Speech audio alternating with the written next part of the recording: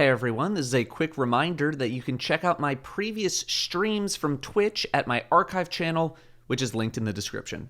A new season brings a new batch of weapons to the table, and the perk of the season is called Incandescent, featured on most of the opulent weapons. I'm pretty lukewarm on the seasonal weapon offerings this time around. I definitely like the opulent weapons much more than the haunted weapons. I imagine a good chunk of you are getting to the point where you're able to buy copies of these guns at the Crown of Sorrow, so probably time to go over the weapon rolls that I'm going to be looking for. Keep in mind that all of these weapons are craftable once you get the plans, so you can always switch your perks at will. Austringer is up first. This is definitely going to be more of a PvP weapon than a PvE one, although there are a couple of roles that you can use for PvE. Outlaw Rampage, Outlaw Frenzy, these are your PvE roles. Maybe Outlaw and Demo if you're looking for some grenade shenanigans. Throw in some minor range perks, Hammer Forged, Ricochet, boom, done. But chances are that you already have some sort of PvE hand cannon you like using already. Otherwise, this is just the same old combo that we have known for years. When it comes to PvP though, we're actually going to go with Eye of the Storm.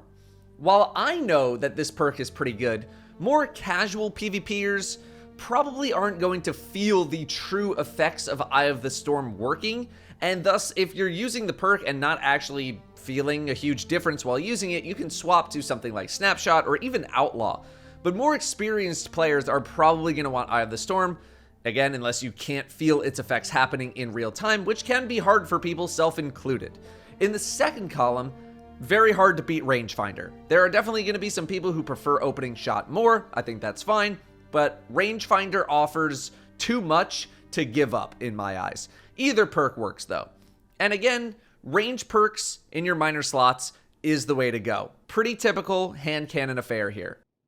Drang, the sidearm. I'm going to start with the second column of major perks here, and that's because of Incandescent, a new perk with this season. Defeating a target will spread Scorch to nearby targets with higher tier enemies, giving you a bigger radius in the spread. Obviously very relevant when it comes to Solar 3.0. This is one of the most popular perks I've seen selected on an individual weapon in a while. It is trouncing every other perk on Drang in popularity. That's not to say Rampage or Swashbuckler are bad choices though. You can feel free to use them if you're going for something different, or maybe you're not working with Solar 3.0, but Incandescent, pretty much the wave right now. It's similar in feeling to Headstone in that it can actually provide benefits to solar-based builds in the way that Headstone provides benefits to stasis builds.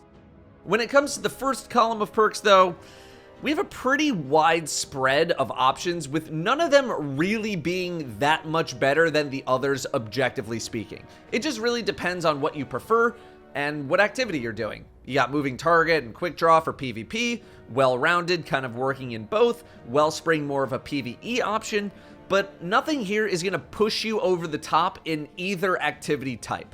In terms of minor perks, I'm looking for anything that boosts range, so Accurized, although I do really like Arrowhead for some recoil control. Beloved, the sniper. I've been using Adored as my sniper of choice in PvP once the original Beloved was sunset, even though I can still technically use it. And I gotta say, I don't have the game knowledge to tell you the differences in their performances. Their stats are basically the same. And as with most PvP snipers, we're headed straight for Snapshot, even with its nerf, Moving Target, or Quick Draw. Not much has changed in PvP sniper world. I'm probably not touching this thing when it comes to PvE, but if you want to, Incandescent is an interesting choice for non-boss related needs. I'd probably roll with 4th times the charm in the first major column, which is basically the only thing worth anything in PvE. Minor perks, we're looking for handling speeds, so Fluted or Arrowhead, probably going for Ricochet rounds in the second minor slot. Calus Mini-Tool has been getting serious attention, and that's because this is the gun that can seriously take advantage of Incandescent. Not that Drang can't, but people naturally gravitate to SMGs more. So remember when I just said that Incandescent on Drang was one of the most popular perks I've ever seen on an individual weapon? Incandescent on the Mini-Tool beats out the popularity of it on Drang by substantial margins. Now, Could that also be related to the fact that not only did Solon 3.0 just launch, and this perk is very good with it, but also that all of the other perks in this column are literal garbage? Yes. Yes, it could, because all of the other perks are garbage. Incandescent is the only perk option here. The first column leaves a bit to be desired, though. Our choices are Grave Robber, which admittedly is good on solar subclasses, since all of them have ranged melees and builds focused on melee usage. Moving Target, which is basically useless in terms of generating any PvE power, and Unrelenting, which I don't want to say is useless, but for Season of the Haunted, while we have Class C Restoration, unless maybe you're not on a solar subclass or something like that. Top this off with range or recoil focusing perks, Accurized, Corkscrew, Arrowhead. I lean more towards Arrowhead, as I'm not actually the hugest fan of how this weapon handles overall, but Incandescent is just so nice to have. Let's move to the Haunted weapons now, where I'm not as impressed. Firefright is a 450 RPM auto rifle, which is pretty underwhelming in the perk department. In fact, one of the most popular perk combinations, according to light.gg, is 4th times the charm and Osmosis. Granted, Osmosis is a bit of a better perk nowadays, with all of the subclass revamps and the shift in build crafting over the past couple of years. Having a gun element that matches your subclass element is good, and being able to do that on command for your primary weapon, not that bad. Firefright also features new perks, Fragile Focus and Well-Rounded, but the only reason I want to use Fragile Focus is so that I can pair it with Focused Fury, so that I can say Fragile Focused Fury, which wasn't even really that satisfying. And that's about it. Well-Rounded is also fine, it's nothing too crazy. You're not going to find the standard reload perk plus damage perk on this gun. The closest thing to that is 4th times the charm and Focused Fury, or like Surrounded. Overall, I'm not really blown away by this weapon. Tear of Contrition is a 180 RPM scout rifle that in PvE has only one role that I would ever care about, and that is triple tap and explosive payload, maybe Focused Fury instead of payload for people who want to try their luck with that. This is an endgame PvE type role, Legend, Master, GM level stuff for whenever scouts get anti-barrier, and that's pretty much it. I would be very surprised if veteran players did not have some form of scout rifle that they already enjoyed using, regardless of the rate of fire. Night Watch, still great. Servant Leader, Hung Jury was around for a while. Even the newer scout Percy's D, which I know is a 150 RPM, but it can get Headstone, and that's neat, right? If you have a kinetic scout you like using already, I don't think you need to race out to get this. Minor perks, go for more range because why not, and Arrowhead or Corkscrew or Chambered.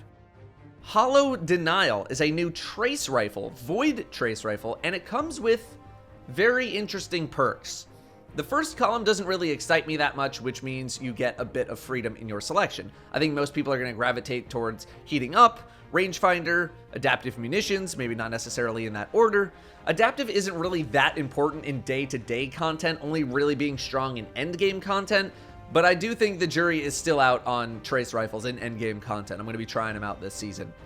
The second column features the return of Killing Tally, which debuted on the Pinnacle weapon 21% Delirium many seasons ago. Killing Tally is basically if Rampage didn't fall off until you reloaded or put away your gun.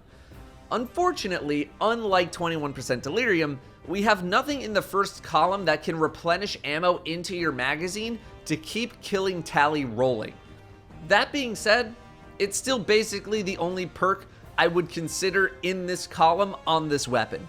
Dragonfly is more of a novelty in my eyes, and Repulsor Brace seems interesting, but you have really specific conditions you need to hit in order to proc it in the first place. Maybe if you're rolling with super heavy Void stuff, then sure, but Killing Tally is just too easy of a perk to recommend anything else for the average player in the average activity. Definitely worth snagging at some point. Minor perks, I'm taking any barrel that boosts recoil control on this thing, so Arrowhead, Chambered, Corkscrew is fine too, and then I'm taking any magazine-based perk to try to eke out any slight little benefit that I can from Killing Tally. Without Remorse is an 80 RPM shotgun. Shotguns remain in this nebulous territory where they're not really that good in endgame content at all, and thus the PvE perk selection tends to not really matter that much. The first column is actually very wide open, as nothing really stands out in a significant way. PvPers will likely want to grab Steady Hands or maybe even Threat Detector, while PvEers, I'm not really drawn to anything in particular. Maybe Field Prep for the reload speed and the extra ammo. Maybe Stats for All, but I'm kind of on that. In the second column, the overwhelmingly popular choice, probably to nobody's surprise, is Incandescent. Considering the kind of targets you should be killing with this, combined with Solar 3.0, pretty solid pick in a tree of otherwise tame options. 1-2 punch is always a good PvE option for those of you looking to make a melee-based build happen, but this perk is available on many other shotguns, whereas Incandescent is not. Minor perks, I'm going with Assault Mag for the RPM increase, and I'm taking Rifled for the extra range. Nezarec's Whisper is an arc glaive. Glaives feel like they've taken a back seat this season, which is somewhat expected. In the first column, I'm looking at Demo or Impulse Amplifier, depending on your preferences. Demolitionist does not proc on melee kills. Keep that in mind. It is only the projectile kills. Second column, I'm looking at Frenzy, Unstoppable Force if you're doing a lot of blocking, and then of course Vorpal Weapon since you're getting that 15% bonus. Unlike on Power Weapons, only 10% there, so it's a little better on a glaive. Minor perks, I like optimizing my offensive potential since I'm not really going to be using a glaive in high stakes content, so range increases and ammo modifications, whether it's more ammo in the magazine or faster reloads when I am empty. Finally, Bump in the Night is a stasis rocket launcher, our second one. If you already have a crafted Palmyra D, then I'm not sure what you're really going to get from this rocket. I know they're two completely different archetypes, but realistically speaking, from a PvE perspective, First column, auto-loading is definitely the best damage choice to avoid reloads, but tracking is high up as well since you don't have the built-in tracking from Palmyra D, and a missed rocket is 0 damage. Demo is an interesting third choice to be able to rocket, grenade, and then rocket again, or if you're on, say, like Starfire Protocol, you can add another grenade and another rocket to that combo, maybe even more than that. Second column, Frenzy's fine, Vorpal is fine. I'm seeing a lot of chain reaction as well, and I'm just not as hyped on it as I am on other weapons. Most of the time, I feel like if you're shooting a pack of enemies, those enemies are just going to die to the rocket itself, and then the chain reaction just ends up being some extra fireworks, and that's kind of about it. And it's also completely ineffective versus bosses as well, which is the target that I feel like your rocket is going to be shot at. Champions as well. Yeah, not really good against those targets. Those are all of the new guns. Again, my vibe has been that the opulent weapons are pretty good, and then the rest of them are, they're fine.